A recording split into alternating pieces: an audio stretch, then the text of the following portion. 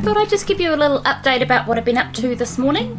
Darryl's at rugby, he's a rugby referee, and normally I do a big walk on a Saturday morning, but I thought I'd stay home today and work on the van. So what I've been up to, just walking carefully, is I've just finished the kilmatting on pretty much all the panels. With sound deadening, we use Kilmat brand, but you would have seen in an earlier video that I did the floor and the wheel wells, so they've been covered. But actually I didn't order enough of the sound deadening, so I had to order a new lot which came from the States. It arrived during our last lockdown, and so I finally had a chance to put it on the wall. So here it is up here. I've also got it all on the ceiling. I've seen some people where they cover all of their van in this, and the instructions just say do about 25%, so I've probably gone a bit over. You can also see here I've gone over the sound deadening that came in the van, so it sounds better than it did before. Sorry, I don't have any examples of that. I've done all the lower panels. And my next job, which part of me feels like I should ask Darryl, but I'm pretty sure we agreed, I'm going to take these panels off because we're not going to have this as the final finish. I think this edge down here will keep as the factory finish, but these I want to take off and put some sound deadening behind them, and then we'll insulate in those cavities as well. I went over and I've tried every screwdriver. This tiny little flathead is the only one that seems to look like it might work.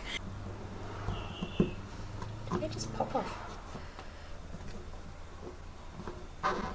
I'm just going to pull it, I think.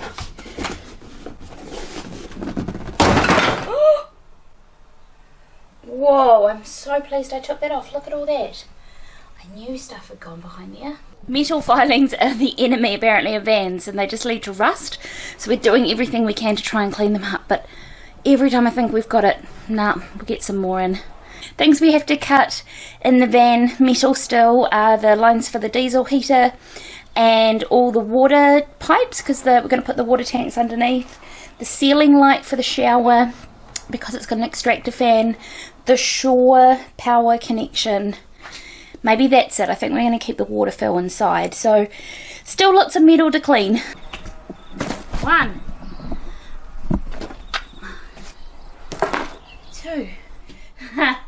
It's a bit more industrial looking, maybe, without those plastic things. We're not going to take them off the back doors. I think we're going to leave them there. And I think with that in mind, we probably want to think about how we're going to insulate behind those doors, because I do want to put insulation on those back doors, because down there's where we sleep, but I don't know, because my technique to getting these off was pretty much pull them off and rip them. I don't know if these little things would go back in neatly. Alright, I'm going to fill these panels here with some Kilmat.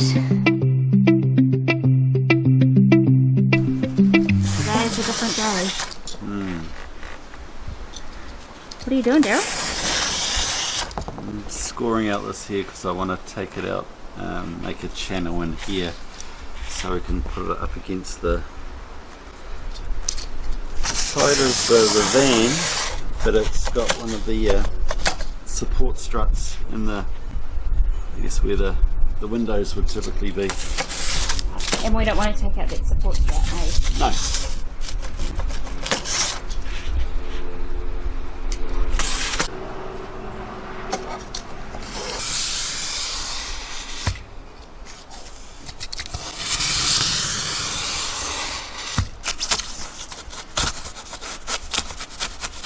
You're an ice sculptor. I feel like this is not following manufacturer's instructions. Definitely not.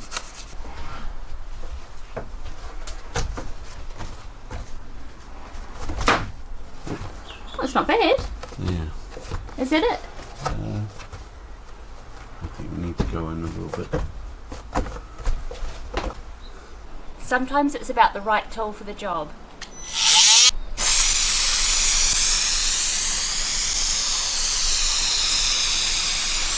It doesn't make the foam disintegrate. Yeah. You do not use it on one.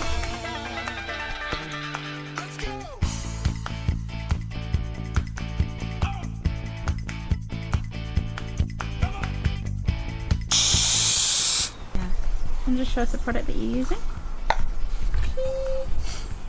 Darryl, the official spokesperson for CRC.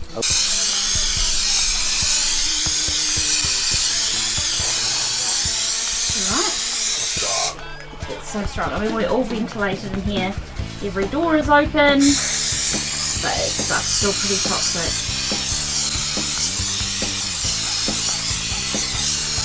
So we've still got a piece to add here. That's why Darryl's not going all the way to the back. Okay, I've set a timer for 5 minutes and we'll come back and adhere.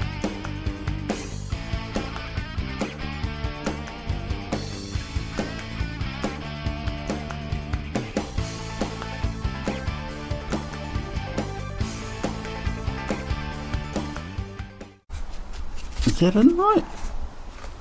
And so over the top of this is going to go a little bit of wool, correct? Yeah. Alright. Cool. Good Saturday morning. We are here, it's a long weekend and just about to head out to Bunnings, but I'll just show you what we're going off to buy. What we've been doing is we've just been eyeing up here on the wall. Hang on, I don't know if you can see. We've just been measuring up where we're going to put supports and like battens and studs. So we've just numbered how often we want a batten to go floor to ceiling, and then we're going to have a big support here that our bed will sit on. It's funny, we've been, I don't know, going at this for ages, maths, and now we're going to head down the road, pick up what we need and come back and start building.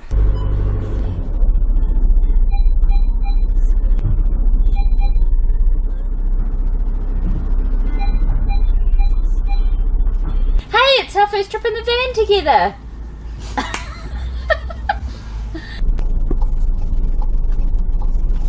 It's gonna pull right forward.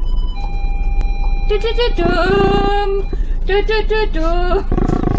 I just played a song on the van. Do-do-do-dum.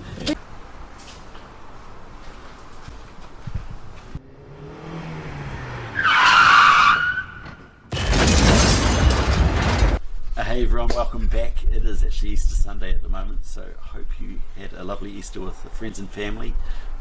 And for those of you, if you overindulged or didn't indulge in chocolate, that's on you.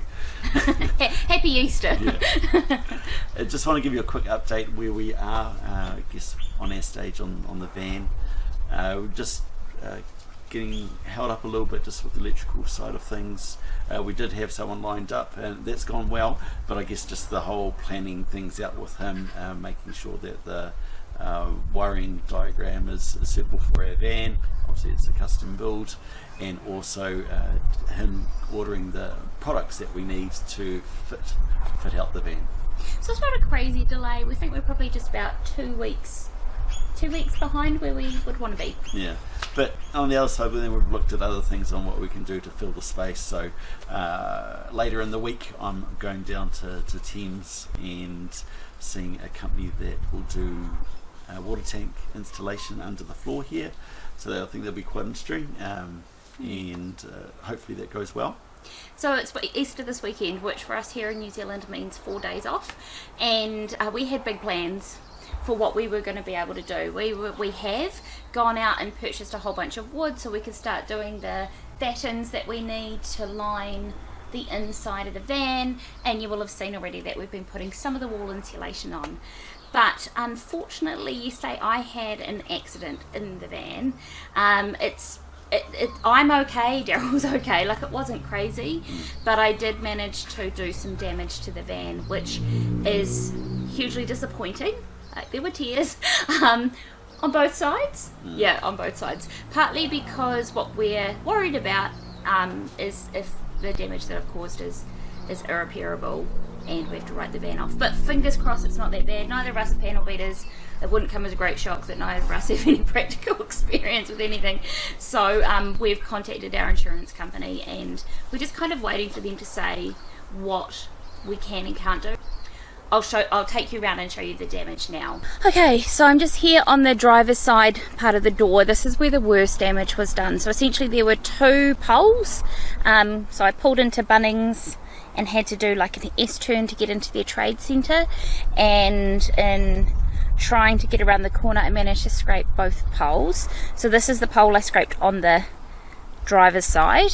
So if we look down here, you'll see the beginning of the damage, guess the colour of the pole, and then if I look along, there's a little bit of body damage just down here and some kind of surface damage here, but this is the bad part.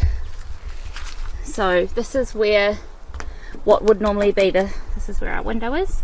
So this panel, I've managed to get it right on both, and again this all looks quite surface until we get down here. With down this way there's some dents, but it's this one that actually worries me because it's gone through the plastic. And I thought that these were rubber cones that were out, but instead of rubber cones they were these concrete pillars that were painted red. So this is on the side. I've just essentially done a little bit of a scrape. This might just be clean off and there's actually no damage. Little scrape here and then scrapes down the plastic. I'm kind of grateful I didn't hit the sensor. In some ways, like, to say that we gutted would be an absolute understatement, but in many ways, at least if we're going to do this kind of damage, it happened before we put the walls and the showers and everything in, so it might be easier for panel beating. What it does mean for us is this weekend, where we had planned at least 3 solid days of working on the van, we're probably just going to do a couple of things. So nothing, we're not going to fix anything to the van, but we're more just going to get ourselves organised. Just prep, really, just cut things to size, and then just leave them there. We won't put them into the van, we'll just have them ready. So once everything's all back at way it was, say 24 hours ago, then then we'll just get straight into it. What this means, I guess, for our van build is we're likely to be a bit further behind in our schedule than we want to be. At some point we're going to have to take the van to the assessors, the insurance assessors, and then see whatever I guess how long the repair is going to take. So I guess there might be a stage where there will be a delay in episodes coming out. I'm sure you understand that. I suppose without further ado, let's move on to doing some cutting. So we've just cut these 9mm ribs or battens that we're just going to see. These will be our vertical battens in the van. Let's go see if they fit.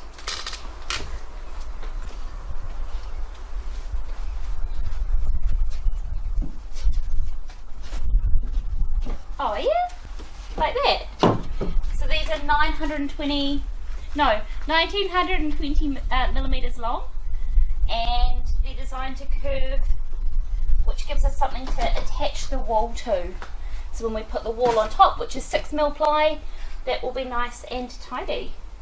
And how thick have you got the battens done? Oh yeah, so this is 60mm or 6 centimeters wide, and so we're going to cut 15 of these. Okay.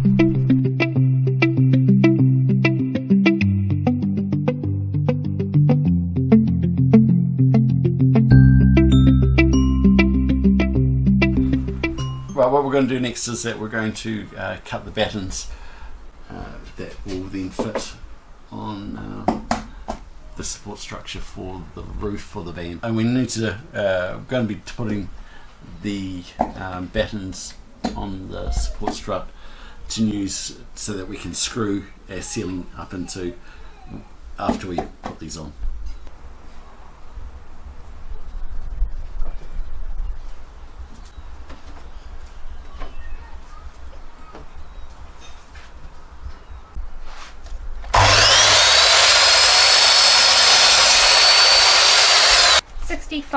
By 19, and we got these in 3.7 metre lengths.